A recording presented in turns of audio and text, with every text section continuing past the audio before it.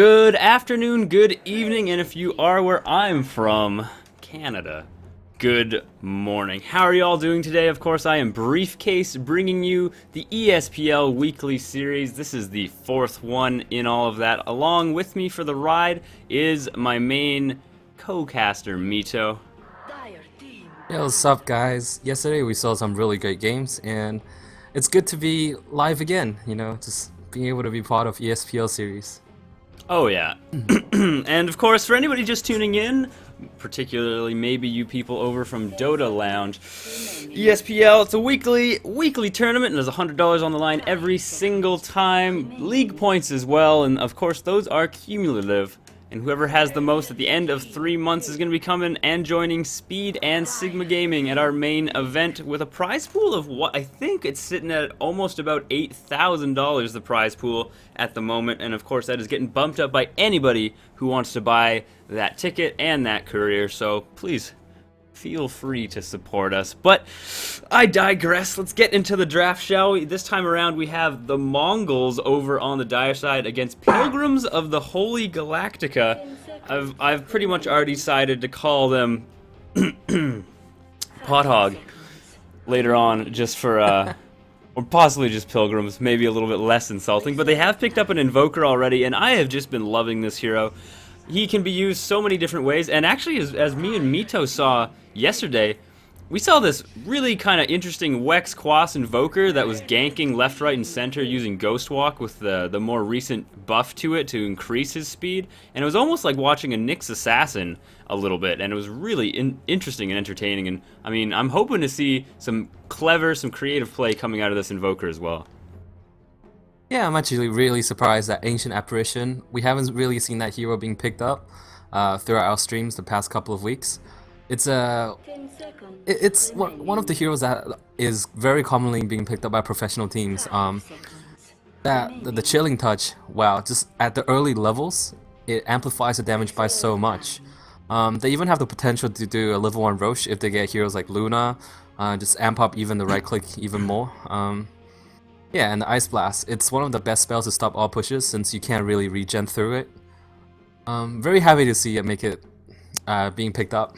Yeah, and I think that this is actually the first time, at least I believe it's the first time we've ever seen him being picked up in this tournament. And at least from my perspective, if you're playing pubs, whenever you see an Ancient Apparition, you can either feel really happy about it, because maybe they're going to be really good, or you can feel really sad, because so many times they are just food. But of course, with that Chilling Touch ability, and I mean, some good coordination, you can buffalo pretty much anybody out of lane with the extra damage from that one skill. It is just immense early on, and especially if you want to kind of wander in and get into the opponent's jungle and you say are with 3 or 4 or even 5 early on just to get that first blood, that skill makes it that much easier to win a fight if you happen to come across anybody. Yeah, plus 50 attack for 3 hits at level 1. So someone who with 50 base damage will end up with 100. Someone with like 70 or 80 will end up with 120. Yeah, it's ridiculous.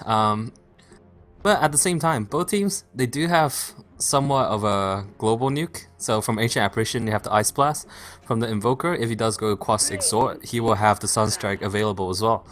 So now you're starting to see heroes being banned out like Darkseer. Ooh, it's very hard to execute. Haven't seen it all that much. Darkseer, Vacuum, and Ancient Apparition hit the Ice Blast. But now that it's been banned out, I guess we won't be able to see that one. But there's still a lot of potential setup. You can have Naga Siren, you can have Puck, you can have Faceless Void, or even the old school Magnetar. Any big team AoE hero can combo with AA efficiently. Well, I mean, I even feel just like Nyx Assassin is a lovely combo. You just Vendetta in, and I mean, if they have a ward, they'll see you, you pop your Spike Carapace, and they're going to be chasing you and trying to get that kill. At the very least, that will bring them grouped up in just that way. But of course, just Nyx Assassin, getting a nice Vendetta, and even a stun on 2, I mean, that's good value for your money when Ancient Apparition is throwing ults left, right, and center as well. But I mean, of course, like you said, Naga Siren, terrific to combo with, no longer in the pool, actually banned out by the Mongols themselves. And yeah, I wouldn't be surprised. Oh, sorry. No, it's didn't mean to cut you off. I didn't have. I wouldn't be surprised. Right? I didn't have anything to say. If they picked up the Puck and Lifestealer here, then you've got the Lifestealer bomb with a global support here and there. Yeah, what do you reckon? If they go for the puck and the lifestealer, would that be very potent, or Well, I a mean, bit iffy? I have to say, at the very least, you're gonna want to pick up a life stealer here. He's not banned out. You see Invoker on the other side, and whenever you do see Invoker, you just need to think life stealer is one of those heroes that can actually handle him quite nicely, almost 100% of the time. And Invoker can always have such a difficult time, not to mention that Venomancer pretty much just falls completely and utterly prey to any lifestealer you put him up against. And, I mean, you don't technically need to get a puck already if you don't want to lane him against an Invoker. You have a Nyx Assassin already to try and set up some of those bombs. So, I mean, I think lifestealer is a pretty fine pick at the moment. I'm not too sure if Pilgrims are trying to plan a way to deal with that right off the bat. I mean, they have a lot of magic, so they must be thinking of something, but yeah, I would say Lifestealer seems safe. Bane Elemental will fit into Pilgrims of the Holy Galactica really well. First of all, Bane, your sleep doesn't do any damage, so you can just sleep the Nyx if he ever turns on a Spike Carapace. At the same time, if the Mongols do opt for that Lifestealer that we're talking about, it's also a great counter to that hero, and it sets up the Sunstrike perfectly. So there is a likelihood that we'll be seeing Bane Elemental at some point in the draft. Well, I mean, yeah, I guess it just comes down to who are they going to go for Leicester, but a Beastmaster. These are some uncharacteristic picks that we haven't seen much in any of these weekly series. Like, I don't know how many times we've seen Beastmaster, once at the most, I want to say. But, I mean, how do you think that he lines up here? Obviously, he can help set up some Ancient Apparition ults, what have you, and him and Nyx Assassin could be going around roaming all nice and all day, but it definitely doesn't come to mind as, yeah, you definitely want this hero. Well, I don't know if you saw Liquid a couple of days back. They ran Beastmaster mid, safe lane Tinker, support Chen, off lane Lifestealer. And what you do is, you're gonna have insane map control just because of the Hawk flying around. Beastmaster rush for Boots of Travel, so did Tinker. And then Lifestealer would just infest, and then 3 of them would just fly onto the Hawk. It instantly pops someone who's like just trying to fall on the lane. Maybe an innocent Invoker, just trying to get some last hits for that Hand of Midas, and someone just dies to a 3-man gank coming out of nowhere. So do you think we're gonna actually be seeing some Hawk bombs and some goddamn Hawk strikes? Because, I mean, that would just make my day. Well, their lineup fits perfectly with the Lifestealer. You can infest into the Hawk, the Boar, infest into Nyx Assassin. Ooh, I didn't see this coming. So, now that we have the OD, it's potentially going to be an offlane Beastmaster. Pilgrims, they have to be aware of the Ancient stack. If they can either contest the Ancient stack or just completely ward it out, then that would be pretty good in shutting down the Beastmaster in the offlane position. But Tusker wasn't something that I expected. It's a hero that I've also seen Liquid been running with pretty good success, I suppose.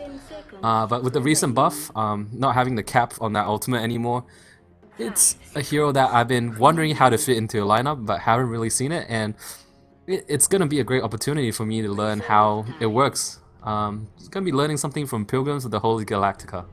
I mean, I love seeing Tusk played, and if he's played well, I feel like he actually has quite a big impact in a game. And one thing I'm hoping to see is a Tusk Veno snowball, just to get him in position and throw down that big Poison Nova at the very least. And now it looks like Pilgrims of the Holy Galactica really trying to go for this poison. They get the Viper, obviously, just to counter OD, I would have to say, and deal with him. And, of course, if they run OD mid, Viper's going to be there. If they don't, it might go to Invoker. Always hard to say, but Viper's just going to be following OD around wherever he can possibly find him. And, I mean, a good pickup nonetheless as well. If they do decide to actually get a Lifestealer now, the Mongols, considering that it would still fit in their lineup, I mean, Viper's already there. He's a good way to deal with him. Oh, this is so intense. Both lineups, both very stellar. They can go for the push. Invoker with if he's going for Exalt Quas, he will have the 4 spirits. Venomancer with the Plague Ward. And on the Diet team, we always have Beastmaster with the attack speed aura. And I just want to point out though, Mongols, they will have pretty insane map vision because of the Hawk, plus the Nyx Assassin, and it will help the Nyx Assassin scout out the target that he needs. And I'm very surprised that Lifestealer hasn't been picked up or banned by Pilgrims. I just feel that they're gonna be under a lot of pressure if Mongols are able to pick up that Lifestealer. unless Pilgrims themselves can go for a heavy pushing like we saw yesterday with the Lycanthrope as well as the Dragon Knight. 10 seconds. I mean, they don't have Dragon Knight available anymore. They actually ban out the Gyro, and I mean, Lifestealer's still in this pool. But picking up a Faceless, there's your way to get the AA ult down, my friend. And when you combo Faceless Void, Outworld Devourer, Sanity's Eclipse, and Ancient Apparitions ult, I mean, if you even trap 3, they are going to be having a horrible time. And now, I mean, Pilgrims of the Holy Galactica, they have 1 pick left. They see the Faceless. What do you pick up to counter that hero, or at the very least, deal with Chrono a little better? You should grab something really greedy. You should be running the aggressive trialing with Viper, Tusker, and Venomancer. You can potentially think about heroes like... Ooh, I'm not too sure about this one, but... Furion, or even Clinks. Oh, Morphling. Dude, he is greedy. That is a greedy hero. I'm loving it. I love seeing Faceless Void as well as Morphling. Ooh, dude, I'm burning. Like, I'm burning up. Oh, Morphling is my personal favorite carry of all times. Ever since I've seen him play by Loda, back in a long time ago, where you can still replicate your own illusions if you had Manta style. But regardless, it's good to see heroes like Faceless Void and Morphling come back. Mongols, I feel their lineup is a little bit more complete than Pilgrims. They have a stable Roar, a stun, followed up by Ancient Apparitions, Ice Blast, and Cold Feet, whatnot. They have the ganking potential, Beastmaster, Nyx Assassin, and then the global support from AA. They have the team fight coming out of Faceless Void, and just the general like skills coming out of the heroes. On the other hand, Pilgrims, it just feels they lack the lockdown to take down heroes like Faceless Void. Oh I yeah. mean, potentially, you're looking at a bunch of slows more than anything else. Yeah, and I mean, I have to agree with you. In the same breath, though, you said, you know what, Pilgrims, you gotta go greedy, and that is exactly what they've done. Like, almost Well, I was nothing. kind of thinking about aggressive trialing. And Well, I going mean- greedy in the safe lane. Morphling is damn greedy, but nonetheless, let's get into who's actually playing who. Which one of these teams had the hard names to say? I think that it was. I'll take Pot Hog. I'll take the Pilgrims, and then you can have the Mongols.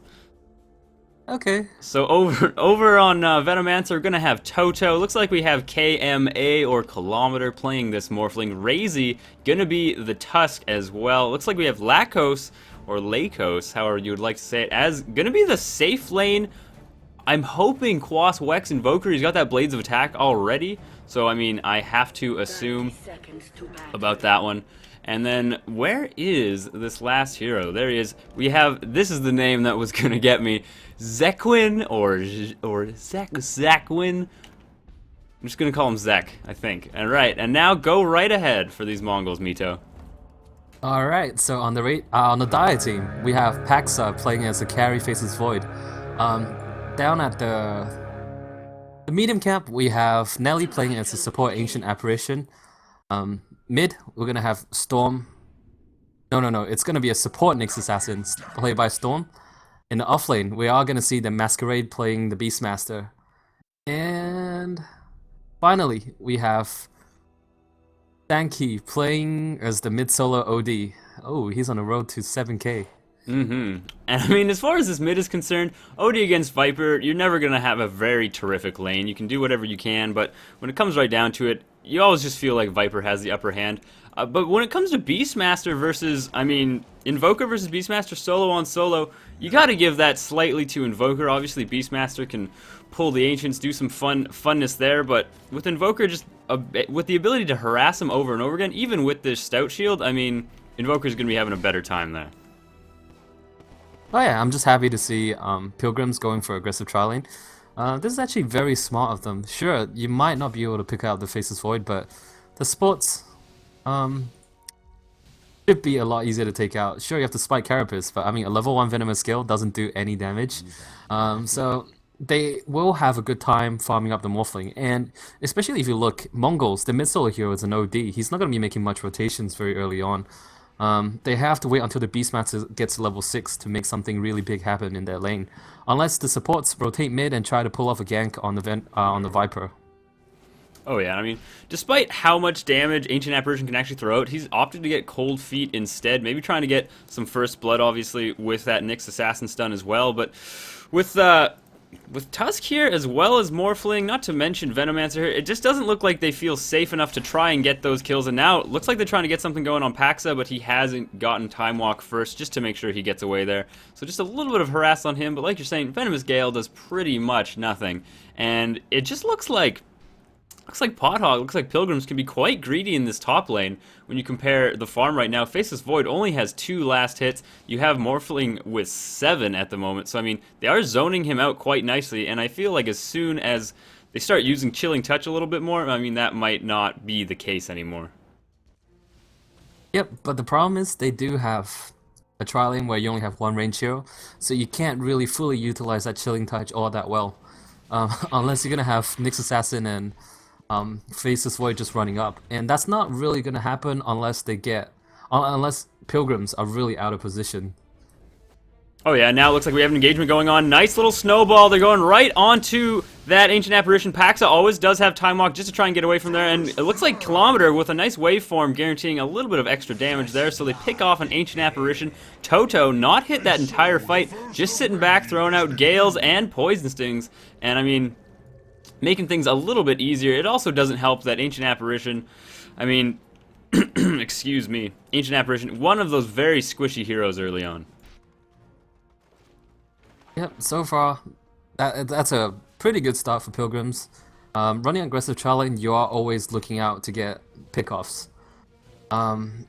Yeah, but it's interesting that they opted for this Sentry Ward, because it's actually the same spot that the Dire team would use for D Ward.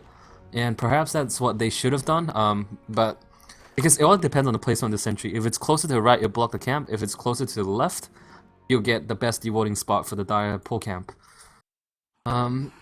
They need to be able to pull. They need to... Ooh, it looks like Storm way too far forward. Not too sure what he's doing there. Still has a stun available, but with that big slow going on, looks like they're trying to bait something up. But with Waveform and Snowball, there's just nothing you can do. Nelly now running for his life. It doesn't look like there's any way to follow it up, but of course, Poison Sting, almost enough to slow him to his death. Paxa, though, tries to go in and help, but can't do much, and no lucky stun coming out for him.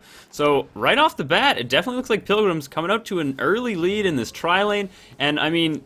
if you just look at the last hits, I was gonna say those last hits are pretty telling, but Paxa doing his very best to try and get a few himself, but I mean, you've already given up 2 kills to this tri-lane. They are absolutely loving it up here.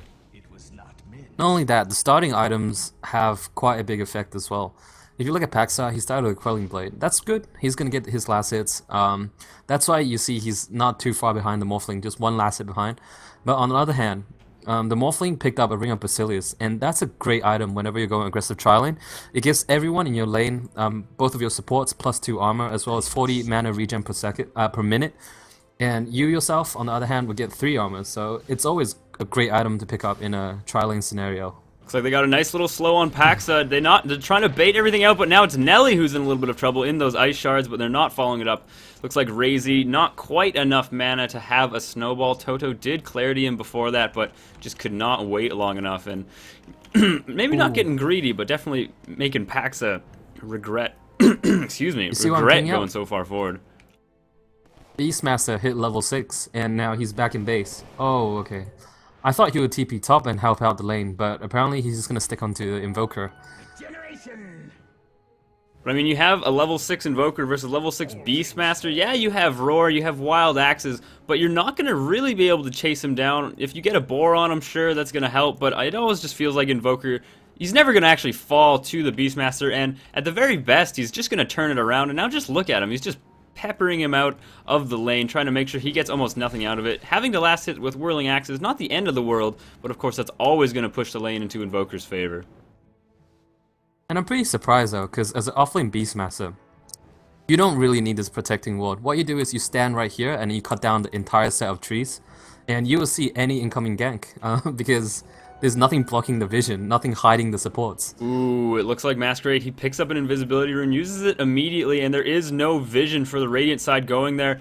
Sequin, the Viper, might be in a little bit of trouble while that's happening. It looks like there is an engagement up top, but they are not making too much of it happen. So it looks like this is, if anything, probably going to be a dead Viper. Does have Viper Strike, does have Corrosive Skin, obviously, and now where's that stun? He is underneath the tower, at least for this Beastmaster, so that one little bottle, or I shouldn't say bottle, that one little magic wand charge, not quite enough. Now it looks like Toto really deep in enemy territory, not too sure what he's doing. Storm misses the stun, gets the mana though, and Paxa not quite on the mark with that time walk. So Toto, what I thought was going to be a guaranteed kill, able to just squiggle on home, really.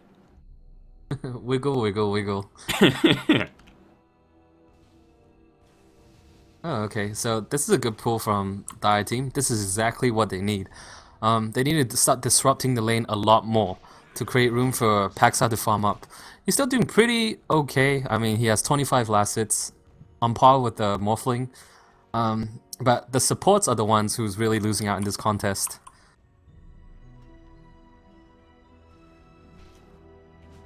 I mean, yeah, but I mean, it's still like Ancient Apparitions level 4, Tusks level 4. The supports are still the same level. They're just definitely losing out as far as gold is concerned. But we have a gank in the mid. There's the snowball. Nothing that Sanke can do, and this is going to be a guaranteed dead OD. You can astral yourself, but it doesn't last forever. And of course, there he is indeed falling, playing a little bit of ring around with the creeps there. And as far as this bot lane is concerned, it just looks like Invoker has all the time in the world. He's already picked up a quarterstaff though, so I mean. What, Orchid on Invoker? Yeah, Coswex, Invoker, Orchid has always been great. Even a Refresher Orb is brilliant on that hero. 1100 mana burn once you get that Refresher.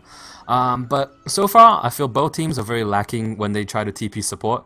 When we've seen ganks on mid, on both of the mid heroes, and both times we didn't see a single TP to come and help out. Because just now when they tried to engage on the Viper, right, when OD went in, they could have potentially rotated one of the supports. Sure, it wouldn't have made a difference. Almost a rune snipe out of Masquerade. And they actually, I'm not too sure what he's still doing here. Doing fine, but it looks like they are trying to engage on this. Sanke is here. Sequin gets the rune, but it's not exactly what he wants. Sequin also not quite enough damage to kill Masquerade. Pops the double damage. It will fall for Toto at the very least. And now Sanke, that Astral should guarantee this kill. There is going to be a stun coming up. You do have Invoker running in though. He's got EMP. He's got Cold Snap. Gonna make them pay for it at the very least. But Nelly now coming in as well. Toto still running. Almost getting out of her. Storm though, able to actually find him in the last seconds. And it looks like Invoker does polish off that OD. But, oh, I was going to say at what cost, but he does get out of there.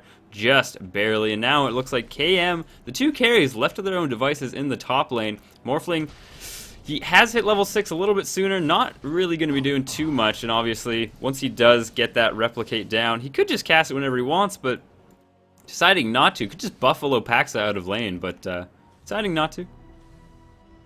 Well, in terms of laning, if Morphling really wants to completely zone out a Faceless Void when they're on par in terms of farm, he could have gone for a bottle and just like constantly using waveform to harass the Faceless Void, and then replicate the Void, TP home, come right back, and then just continue round 2. But at this rate, Faceless Void, he's gonna have a pretty easy time catching up last hitting as well, and that's not very good news. No, and I mean, not only that, this Beastmaster, who hasn't really honestly been having a terrible lane against the Invoker, he's now just taking these massive stacks of Ancients right now, and I mean, that's going to just propel him really far forward, going to get him close to what I assume is going to be a Necronomicon fairly shortly as well. Then that means the OD has to be making the mech, and indeed, we see a Headdress of Rejuvenation. So, it's a good thing that they have their plans, you know, like they've designated who's getting what items. No confusion. Yeah. You don't see KM, two heroes though, in the mech. And gets top... chronoed, gets Ancient Apparition ulted, and there's just nothing you can do there. Even if you do have a replicate, obviously you can't get to it. So now Paxa coming online finally. He's got that Chronosphere, and now it's one of those times where you never feel really too scared of a Faceless Void when he's all alone, but as soon as one of his friends pops in and you know his Chrono is up, you just feel this huge pit in your stomach because you know you are screwed. Yeah, he's just, I feel that Morphling was a questionable pickup in my personal opinion, because essentially, what can you do if you get hit by the Ice Blast? One of the biggest thing about Morphling is looks you like can we have switch between Raze. agility. Oh, lands the Ice Shards, but there is no follow-up. Doesn't quite have a Snowball available and has to pop his ult. Doesn't do anything, however, and too bad. Toto was waiting in the wings, though. Throws out a Venomous Gale and now is in a heap of trouble, and this is going to be a dead Venomancer for sure. Storm not even using the Veneta, and Ice Blast to finish him off. Ooh, baby, gets that kill for himself. So, I mean, Nelly not doing too bad. I want to see an Ags on this AA. I love Mongols lineup. The Astro Imprisonment is set up perfectly for the Ice Blast as well if they're looking for pickoffs. There's just so many good things to set up. Essentially, this lineup would have been great as well if they had, say, a Wisp combo, because heroes like OD, Beastmaster, these are the kind of heroes that you're looking to set up ganks with the Wisp.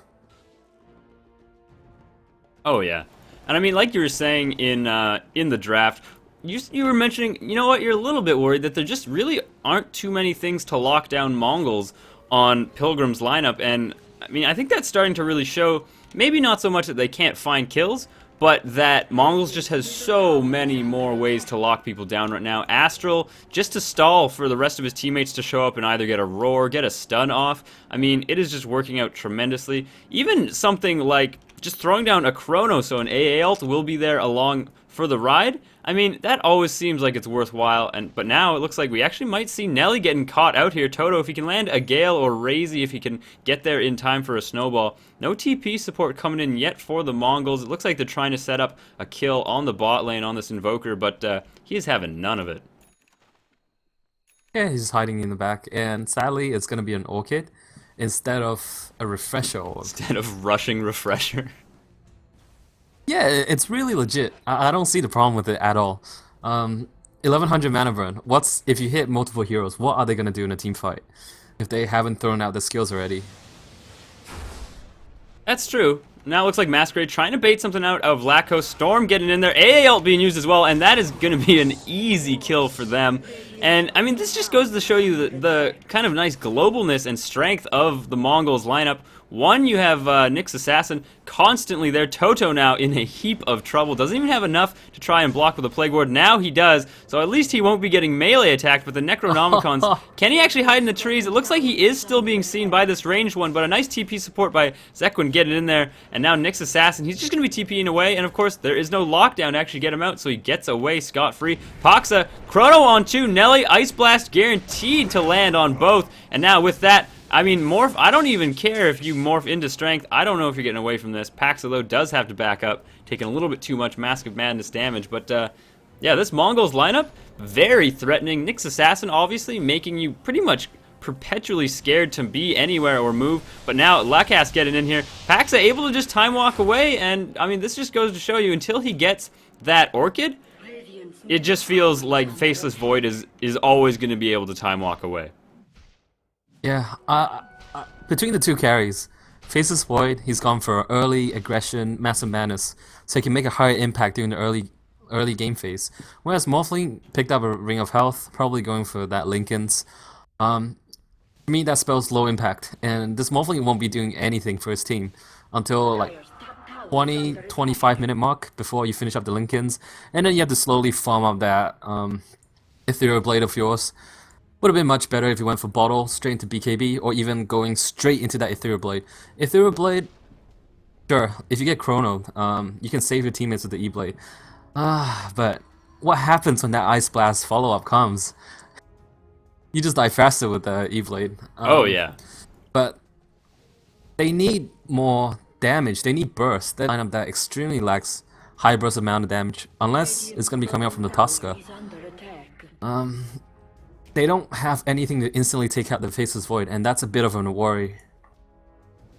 Oh yeah, and obviously the longer this goes, the more into backtrack he'll get, the harder he'll get to even burst down. And Paxa, I mean, he can now just pretty much man fight against anybody he wants to. He doesn't even need to be that scared of them with just Chrono in his belt in about 10 seconds time. Nelly always there, and now we have an engagement onto Lakos on the bot. Massive TP support though coming in. Rexy is here as well, gets an Ice Shards, and just able to get a snowball on the Masquerade, so we're going to kill him at the very least. But a nice AA ult on 3 might be enough of a deterrent. Doesn't look quite like it. Storm now is running for his life, gonna be able to get out of here pretty much scot-free. Toto needs to be really careful here. This Nyx Assassin has been loving it, but of course the rest of Pothog is just waiting in the wings. Toto, Sanity's Eclipse, and Storm still with Spike Carapace available just to make sure that he gets out of here scot-free. Does indeed stun the Invoker, and I mean, while that's all happening, you just have Paxa free farming up top, not to mention trying to take this tower, and of course Faceless Void is one of those heroes that you never want to TP onto, at the very least solo, because you know a Chrono is incoming and you're just going to be even more food for him. Oh yeah. Wow, their lineup so well thought out, loving it completely. They had so much variation, so many heroes I could have picked up. But I still feel Pothog if they put the Viper in the Oh, tri lane. Lakos though with a huge mana burn on Paxa. No longer can he time walk away from this, and the magic wand not quite enough. So, whew, I mean, now that Lakos is getting closer and closer to that Orchid, obviously, you'll be able to silence that time walk. And I mean, one mana burn out of this one EMP, it's up to 475 mana. Faceless Void just does not have the mana pool to deal with that. But while that's happening, Sequin getting caught out mid. The Necronomicon guaranteed to finish him off. The Ice Blast so close, but can't quite find Toto in the trees. And it looks like he's going to be able to get out of here pretty much scot-free. Doesn't have the mana to really continue fighting, however. Razy throwing out whatever he can. Actually, it looks like he just shards onto almost nothing. But really does need Lakos here, the Invoker. He's finished off his Orchid. They can start actually finding kills, especially if Lakos decides to ever pop and go around kind of Ghost Walk ganking, like we have seen in that past game. But these Necros doing a huge amount of work onto Toto. Ooh, and they actually do get that one hit. And now if AA can just find him with his ult, I mean, ooh, baby, that's what I want to see. Where's the snipe, Nelly? Where's that snipe? Here's another snipe coming in. Nyx Assassin just looking out for the for the Morphling. Yeah, but he's not able to catch him. Bit of a pity though. But I mean, now that Pothog, Pilgrims, they've kind of started to come online, at the very least Invoker has. It seems to be one of the only ways that they'll ever be able to actually take out this Faceless Void. But I mean, Invoker is there, Faceless Void knows that he's the only one who needs to be careful around him. And now KM actually in a little bit of trouble in the bot. He does always have Replicate to try and run that Replicant away and try and make sure he can just port to it. Now, we do have Tusk. He does get a nice punch onto Storm. Not going to be quite enough. Where is it? Big stun. Almost onto. Finally just gets it on Razy, but Storm able to buy Beastmaster all the time in the world to get out of here. And now actually gets the TP out, even after all of that. So, I mean, not too great. While that's happening, Lakos tries to get what he can, but Paxa actually time walks right through the EMP, making sure that he doesn't die there. As that's happening, OD picking up a kill in the mid against that Venomancer. So, I mean, no, I wouldn't say unlucky for the Invoker top, but Paxa playing that very nicely. Okay, so here's where Faceless Void using that bash. It's like it's kind of like a mini peak for the hero. This is like where his burst is maximized with the efficiency of the time lock before he gets those really big items. And so now Faceless Void, he just has so much potential to solo kill almost anyone. And even the Morphling, if he gets a Chrono, sure, Morphling, you'll be toggling that Morph, but once that Ice Blast hits, wow, you're just gonna be paper.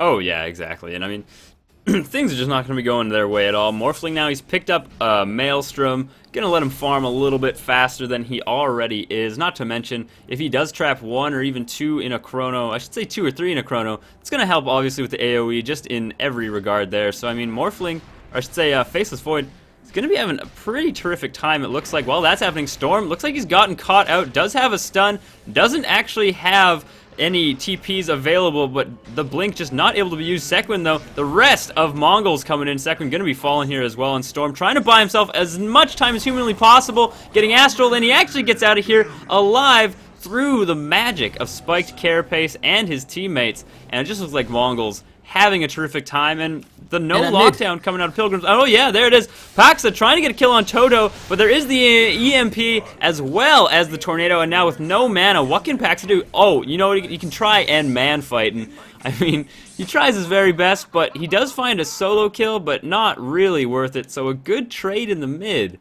for Pilgrims, but on the bot lane, I mean, things just going horribly awry, and now they're going to take an easy free Roche. Oh yeah. I mean, the game is completely in their control. It's amazing how Storm made it out of that fight alive. Oh, I thought he was gone. I was like, oh dude, you gotta sell your wards and just TP out of it.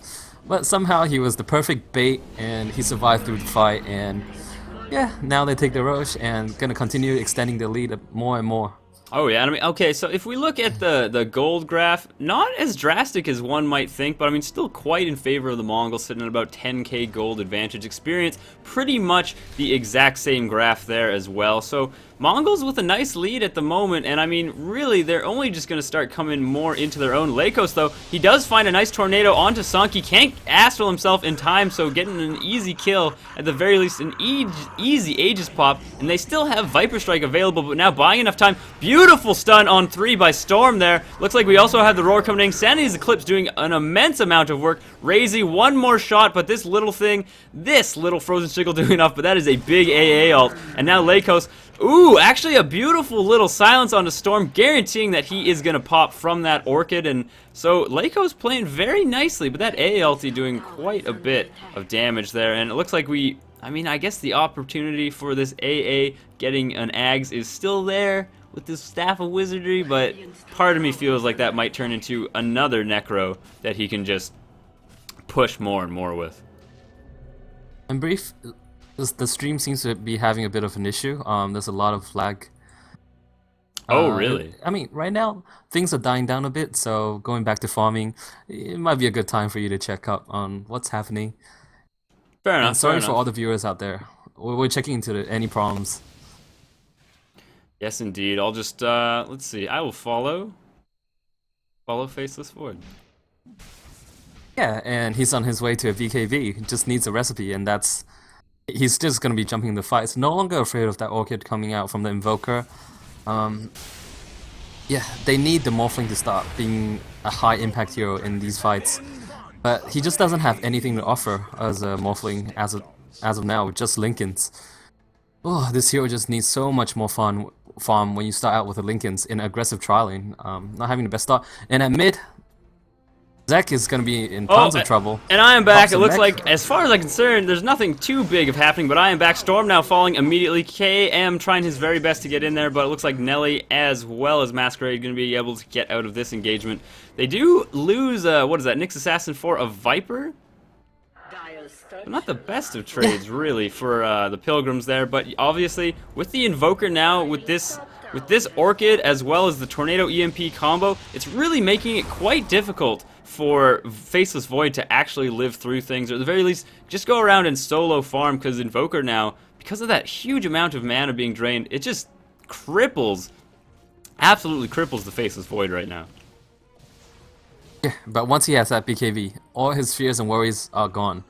Yeah, it's not too far off. He can always tread switch, look on the magic stick, try to stay alive throughout that Orchid. It's only 5 seconds, not that long, but yeah, as long as it's just a solo Invoker, or you can go and look for that solo kill on the Invoker. But as we've seen, the Invoker has pretty fast fingers. When that Nyx Assassin tried to blink on him and try to do the Impale, it was instantly silenced up. Never had a chance. Oh yeah, exactly. So, I mean, still very viable now. Invoker has picked up a 4-staff, going to make that engagement onto Faceless Void whenever he finds him all that much easier. Razy, though, getting caught out in the AL, just not quite on the mark. If it had been, might have gone a little bit better. Storm, though, does get caught out, and with no Vendetta, Lakos might be able to find a kill here. Obviously, Storm can always try, and I was going to say TP, but now he actually has been able to juke this Invoker and hide in the trees, maybe because he sees this hasted Beastmaster coming right for him, and there they come in. Big stun, Lakos still living through it. A mech to save his life out of Zekwin. Looks like we do have a tornado going down. Lands on 2. Nelly, though, just out of range at the last second. Nelly, though, still getting cold snapped by that Viper Strike, and a big Chrono on 2 right now. KM gonna fall now as well, so ooh, that is 3 kills for just an AA. Not the best of trades, and with that, Mongols going to surge down this bot lane and take this tier 2 pretty much guaranteed. And BKB, it's on its way for the big, fat Faceless Void. Yeah, and wow, if you look at OD, he's not too far off that Hex as well. And with these 2 core items being picked up from these 2 heroes, they're going to absolutely just destroy Pilgrims. Alright, so hopefully, for anybody tuning in, it looks like there might be a bit of lag on the stream on my end. Things seem to be looking not too badly, so, I mean, we will try and fix everything before the game too, but as it's going, Toto now being caught out. It doesn't look like there's a Chrono available quite yet. Razy, though, cannot hit somebody in another dimension, obviously. Masquerade trying his very best, but Lakos now going around back. EMP does land on Masquerade and Sanke, but with this BKB up on Paxa, he is just dominating everybody, and with that, Does anybody have buyback on the Radiant? Actually, none of them do. The only one still alive is KM. So this is going to be at least one lane of racks. I was close to saying the GG, but I'm not too sure. But of course, when everybody does come back, there's going to be a chrono waiting for them, and that is a very hard ability to want to fight into. Not to mention, AA just throws that ult. He's far enough away to make quite a big splash there as well. Yeah, I mean, with the Necrobooks coming out of Beastmaster, will we ever see a Necrobook Faceless Void? That is my question. I don't think so. I don't think we'll see in this game, but because he's already going for the Mjolnir, just about 500 gold away from that, completing that item. Yeah, I love this increased attack speed, Faceless Void. Putting on so much aggression. Don't go for those Battle Fury ultra late game where you kind of leave things hang. You might win, you might not win. You might get picked off here and there, but just constantly applying the pressure when you're winning games, and I'm absolutely loving it.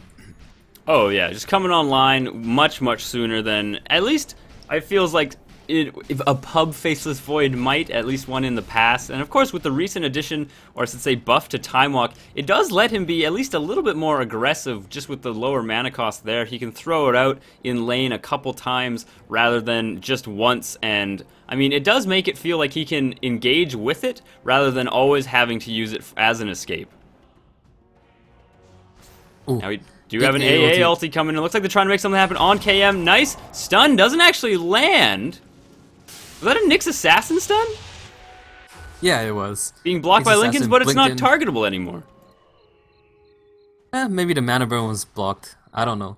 But certain skills, right? If you click, like for example Fisher, if you point click on the hero, it will still be blocked by Lincolns. You see that Lincolns get procced. Oh, I know. It's like that for Lion's Impale. But yeah. Nyx Assassin, yeah, but Nyx Assassin doesn't have that anymore. So it just looks like they might have changed it and not made it on par with Lions. But so I mean, a little bit confusing there, but nonetheless, it looks like Kilometer able to get out of there. He has got his Ghost Scepter now, getting closer and closer to that Ethereal Blade, and obviously once he does that, he can do a little bit of work on Paxa whenever he can, whenever he's not actually caught in a chrono himself. Gonna be probably gunning for just Nelly every single time though, and it feels like it's gotten to be so late that the only hero he can really target with that and try and shotgun down effectively is Nelly or possibly Storm if he doesn't have a spiked carapace. Looks like EMP does go down, doesn't land on anybody however, and knowing that Tornado and EMP are both down now, this is going to be an easy tower for them. And Lakos, I mean, he just needs to wait around, see what he can do. Might want to invoke an Ice Wall there and stop this push as much as humanly possible. But Chrono's still always available. Sanity does Eclipse as well. Nelly doesn't have his ult quite right now, but I mean, a lot of good AoE abilities are and can be used. And now with that Astral, it looks like Paxa wants to engage on this. Astral right into a Chrono. What can you do? KM, though, seems to be able to more strength even throughout it and does fall to the Sanity's Eclipse right away. Razy trying his very best. Looks like we do have a nice Poison Nova, but everybody already into the base. 4 have died. Are there any buybacks available? None at all. The only one who could is KM, and there's the GG, knowing that you cannot Morphling against 5, especially not when there's a Faceless Void on the field. And it looks like Mongols takes game 1 of this best of 3 series in the first semifinals. Going to be played out today.